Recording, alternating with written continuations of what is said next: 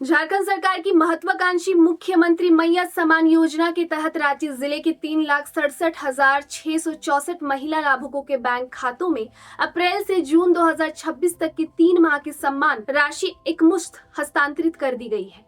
आधार आधारित director benefit transfer यानी DBT के जरिए प्रत्येक महिला के खाते में 7,500 रुपए भेजे गए हैं। इस मद में जिला प्रशासन ने कुल 274 करोड़ 99 लाख 80 हजार रुपए का भुगतान किया है।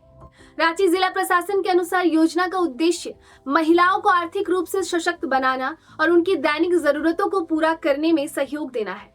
डीबीटी प्रणाली के माध्यम से राशि सीधे बैंक खातों में भेजे जाने से पारदर्शिता बनी रहती है और लाभुकों को समय पर योजना का लाभ मिल रहा है।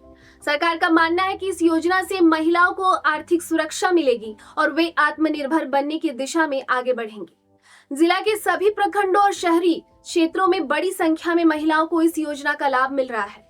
सबसे अधिक 31,094 लाख काके प्रखंड में है। इसके अलावा टाउन अर्बन क्षेत्र में 25,006, मांडर में 22,885, सिली में 21,031, बेड़ो में 20,519, चान्हो में 19,299, रातू में 18,500, तमाड़ में 18,411, बुढ़मू में 17,688, नगरी में 17,755, और मांझी में 17,824 और नामकुम में 17,567 महिलाओं के खाते में राशि भेजी गई है।